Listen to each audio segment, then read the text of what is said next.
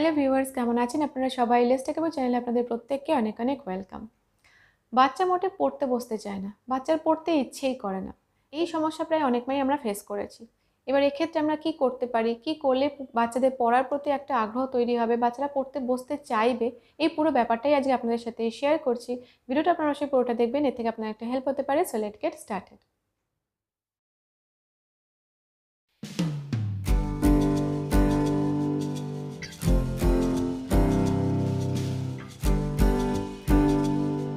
তো দেখুন, একজন মা হিসেবে যখন আমি আমার বাচ্চাকে পড়াতে বসেছি, তখন এমন অনেক দিন হয়েছে যখন ও পড়তে চাইছে না। আমার ছেলে পড়তে বসতে ইচ্ছে করছে না। আবার এমন অনেক সময় হয়েছে যখন আমি কিছু পদ্ধতি বা কিছু চেঞ্জেস এনেছি পড়ানোর ক্ষেত্রে, তখন দেখলাম যে ও বেশ ভালোভাবে পড়ছে এবং পড়াটাকে অ্যাকসেপ্ট করছে। তো এখানে আমি আমার অভিজ্ঞতাটা আপনাদের সাথে শেয়ার করছি। প্রথমে আমি ৩ টে খুব বেসিক কারণ আপনাদের সাথে শেয়ার করব, যে কারণগুলোর জন্য বাচ্চার পড়তে বসতে ইচ্ছে করে না। তার মধ্যে ১ নাম্বার হচ্ছে, যিনি বাচ্চাকে রোজ পড়াতে বসাচ্ছেন তার কাছ থেকে বাচ্চা পড়াটাকে ঠিক নিতে পারছে না বা অ্যাকসেপ্ট করতে পারছে না। তার কাছে পড়তে বসে এমন একটা অ্যাম্বিয়েন্স তৈরি হচ্ছে বা এমন একটা সিচুয়েশন তৈরি হচ্ছে যেটা বাচ্চা চায় না। যেখানে ঢুকে বাচ্চা পড়াটাকে গ্রহণ করতে চায় না। তো এটা একটা অন্যতম কারণ, যে কারণে বাচ্চাদের পড়ার প্রতি ইন্টারেস্ট নেই, বাচ্চা পড়তে বসতে চায় না। ২ নম্বর যে কারণে বাচ্চা পড়তে বসতে চায় না, সেটা হচ্ছে বাচ্চা পড়ার মধ্যে থেকে কোনো ইন্টারেস্টই খুঁজে পায় না। বাচ্চার কাছে পড়াটা একটা বোরিং ব্যাপার হয়ে যায়, বাচ্চা পড়তে চায় না ওই জন্যে। ৩ নাম্বার যে কারণে বাচ্চা পড়তে বসতে চায় না, সেটা হচ্ছে বাচ্চাকে জোরপূর্বক পড়ানো হয়। বাচ্চাকে সারাক্ষণ পড়া নিয়ে এত বেশি বলা হয় যে বাচ্চা সেই পড়া থেকে একটা অনীহা তৈরি হয়েছে। তো এই ৩ টে বেসিক কারণ আছে, যে কারণগুলোর জন্য আমার মনে হচ্ছে বাচ্চারা পড়তে বসতে চায় না। এবার আপনাদের সাথে আমি শেয়ার করছি যে আমরা কি করতে পারি ৩ টে কারণের ক্ষেত্রে। ফার্স্টেই বলি, যিনি বা যে বাচ্চাকে পড়তে বসাচ্ছেন তার কাছ থেকে বাচ্চা পড়াটা নিতে চায় না, তার কাছে বসে বাচ্চা পড়তে চায় না। এই ব্যাপারটাকে আমরা কিভাবে ঠিক করতে পারি? নরমালি আমরা মায়েরাই বাচ্চাকে পড়াতে বসাই। এবার যিনি বাচ্চাকে পড়াতে বসাচ্ছেন, তিনি এমন একটা টাইম সিলেক্ট করুন বাচ্চাকে পড়াতে বসানোর জন্য, যেই টাইমে তিনি নিজে খুব হ্যাপি আছেন, খুব রিল্যাক্সড আছেন, খুব পিস অফ মাইন্ডে আছেন। এইরকম একটা টাইমে তার উচিত বাচ্চাকে পড়াতে বসানোর। কারণ নরমালি কী হয়, আমরা মায়েরাই বাচ্চাকে পড়াতে বসাই। যে মায়েরা ওয়ার্কিং ওমেন, বাইরে কাজ করছেন, তারাও ফিরে এসে বাচ্চাকে নিয়ে একটু পড়াতে বসান। যারা ঘরের সমস্ত কাজকর্ম করছেন, তারাও বাড়িতে বাচ্চাকে একটা টাইমে পড়াতে বসান। এবার হয় কি, যখন মায়েরা এত রকম কাজ করে বাচ্চার কাছে পড়াতে যান, তখন স্বাভাবিকভাবে মায়েদের সেই ধৈর্যটাই থাকে না যে বাচ্চার ভুলগুলোকে, যে ভুলগুলো বাচ্চার অ্যাকচুয়ালি করা স্বাভাবিক, সেই ভুলগুলোকে সহজভাবে নেবেন, সেই ভুলগুলোকে একটু একটু করে বুঝিয়ে ঠিক করবেন। মা এত মেন্টালি ফিজিক্যালি এক্সহস্টেড থাকেন, বাচ্চার উপরে উল্টে চেঁচামেচি করেন, রাগারাগি করেন, অনেক মা তো বাচ্চাকে মারধরও করেন। অনেক সময় মায়েরা এটাও লক্ষ্য করেন যে বাড়ির অন্যান্যরা রিল্যাক্স করছেন, কিন্তু মাকে কাজকর্ম সেরে বাচ্চাকে আবার পড়াতে হচ্ছে। সেখানে গিয়ে বাচ্চাকে পড়াতে বসে মা আরও খিটখিটে হয়ে যাচ্ছে। উম তাকেই পুরো ব্যাপারটাকে কন্ট্রোল করতে হচ্ছে। সেই দেখে মায়ের মেজাজ আরও গরম হয়ে যায়, আরও রেগে যান।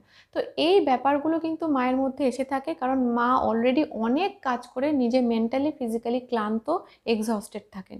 এই রকম পরিস্থিতিতে যখন বাচ্চাকে তিনি পড়াতে যাবেন, না তো তিনি বাচ্চাকে পড়াটা ভালো করে বোঝাতে পারবেন, না তিনি পড়া বোঝানোর নতুন কোনো আইডিয়া খুঁজে পাবেন, না পুরো ব্যাপারটা, পুরো সিচুয়েশনটাই মায়ের জন্য বিরক্তিকর হয়ে যায় এবং বাচ্চার জন্য বিরক্তিকর হয়ে যায়। এবং এই যে পড়ানোর যে সিচুয়েশনটা তৈরি হয় বা এই একটা যে পরিবেশ তৈরি হয়, এটা একদমই ফ্রুটফুল হয় না। তো এই কারণে যেটা করা উচিত, সেটা হচ্ছে যখন আপনি নিজে ভালো থাকবেন, আমি মায়েদেরকেই বলছি, যখন আপনি নিজে ভালো থাকবেন, আপনি হ্যাপি থাকবেন, আপনি রিল্যাক্স থাকবেন, সেই সময়ের পরে বাচ্চাকে পড়াতে বসান, যাতে আপনি বাচ্চাকে মন দিয়ে ভালো করে এনার্জি দিয়ে পড়াটা বোঝাতে পারেন। এবং যখন আপনি আনন্দের সাথে বাচ্চাকে পড়া বোঝাবেন, বাচ্চাও কিন্তু খুব সহজে সেটাকে গ্রহণ করবে।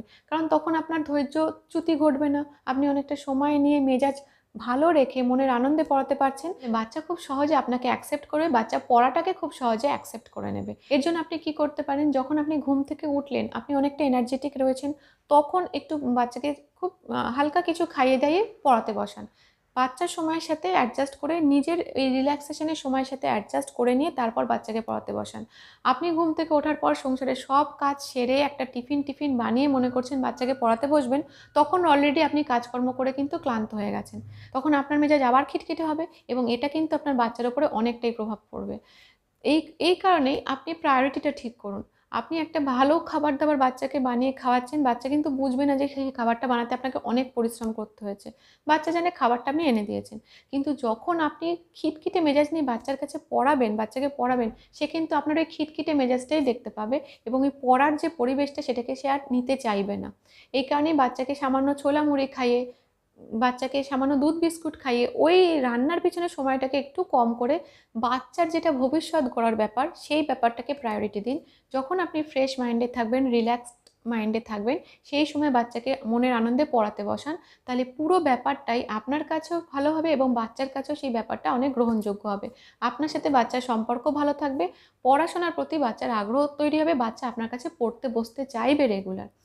২ নাম্বার যেটা আমরা করতে পারি সেটা হচ্ছে বাচ্চার পড়াশোনার যে স্টাইলটা সেটা যদি মোনোটোনাস হয়ে যায়, একই ইংরেজি খাতা বা অঙ্ক খাতায় লেখালেখির মতন হয়ে যায়, সেক্ষেত্রে বাচ্চা ওই পড়াটাকে গ্রহণ করতে চায় না। বাচ্চার কাছে ব্যাপারটা খুব একঘেয়ে হয়ে যায়। এক্ষেত্রে আমরা যেটা করতে পারি সেটা হচ্ছে খুব সিম্পলভাবে চারপাশের পরিবেশ থেকে আপনি বিভিন্ন কিছু বাচ্চাকে সহজে শিখিয়ে দিতে পারেন। রিসেন্টলি আমি যেটা দেখেছি, আমি যেটা বাচ্চার উপরে অ্যাপ্লাই করেছি, আমার ছেলে অটো নিয়ে বা গাড়ি-টাড়ি নিয়ে খেলছিল। তো আমি ভেবেছিলাম যে আজকে ওকে আমি দিস আর দ্যাট শেখাবো। তো আমি যেটা করলাম ওই সিচুয়েশনের মধ্যে, ও খেলছে, ওই সিচুয়েশনের মধ্যেই আমি খেলনার একটা গাড়িকে ওর কাছে এনে রাখলাম। রেখে ওকে জাস্ট ওই খেলার মধ্যে ওইরকম সিচুয়েশনেই ওকে বোঝালাম যে, "দেখ বাবা, এটা হচ্ছে দিস ইজ এ কার।"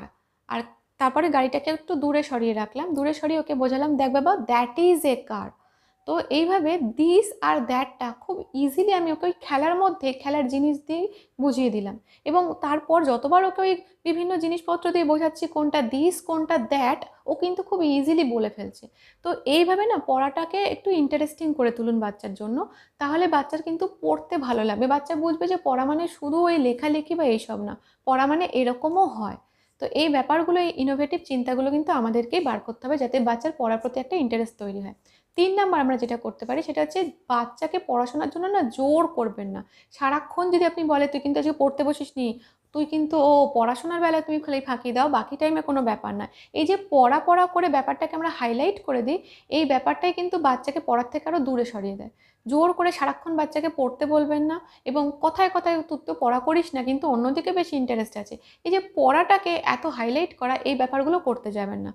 বাচ্চাকে পরিষ্কার বুঝিয়ে দেবেন যে ২৪ ঘন্টার মধ্যে তোমার খাওয়া আছে, ঘুম আছে, তোমার ঘরে বসে খেলাধুলা আছে, বাইরে গিয়ে খেলাধুলা আছে, টিভি দেখা আছে, গল্প করা আছে, পড়াশোনা আছে, আবার রেস্ট নেওয়া আছে। এই সমস্ত কাজ যেমন আছে, সেই সেরকমই পড়াটাও একটা নরমাল কাজ। তোমাকে সারাক্ষণ পড়তে হবে না। তুমি যেমন খাওয়ার টাইমে খাও, খেলার সময় খেলো, টিভি দেখার সময় শুধু টিভি দেখো, গল্প করার সময় আমরা গল্প করি, ঘুমানোর সময় ঘুমোই, পড়ার সময় পড়বো, স্নান করার সময় স্নান করবো। এটা একদম অ্যাবসোলিউটলি নরমাল। তো এইভাবে বাচ্চার সামনে রুটিনটাকে প্রেজেন্ট করুন যাতে সব কাজের যেমন সময় থাকে, পড়ারও সময় আছে, এটা করা হয়ে গেলে তুমি নেক্সট কাজটা করতে পারবে। এইভাবে ক্যাজুয়ালি বাচ্চার সামনে পড়ার ব্যাপারটাকে প্রেজেন্ট করুন। তাহলে দেখবেন বাচ্চা ওইটুকুনি টাইমের মধ্যে, রুটিনের ওইটুকুনি টাইম যেটুকুনি পড়াশোনার জন্য অ্যালটেড, তার মধ্যে ঠিকঠাকভাবে পড়া কমপ্লিটও করছে, পড়ার প্রতি ওর অনীহাও তৈরি হয়নি, ফটাফট করে পড়াটা তৈরিও করে নেবে। তো এইভাবে কিন্তু বাচ্চার উপরে পড়া নিয়ে জোর করবেন না। একটা নরমাল রুটিন সেট করুন যেখানে ওকে বলে দেবেন এই কাজগুলো করতে হবে, তার মধ্যে পড়াও থাকবে। খুব সিম্পল একটা ব্যাপার। তাহলে কিন্তু বাচ্চার পড়ার প্রতি কোনো ভয় বা অনীহা তৈরি হবে না। বাচ্চা পড়তে বসতে চাইবে ওইটুকুনি টাইমের মধ্যে। তো আজকের ভিডিওটি এই পর্যন্তই থাকলো। যদি আপনাদের এই ভিডিওটা ভালো লেগে থাকে তাহলে একটা লাইক করবেন, শেয়ার করবেন, সাবস্ক্রাইব করবেন আমাদের চ্যানেলটা। আর আমাদের চ্যানেলের সঙ্গে অবশ্যই অ্যাটাচ থাকবেন। Thank you.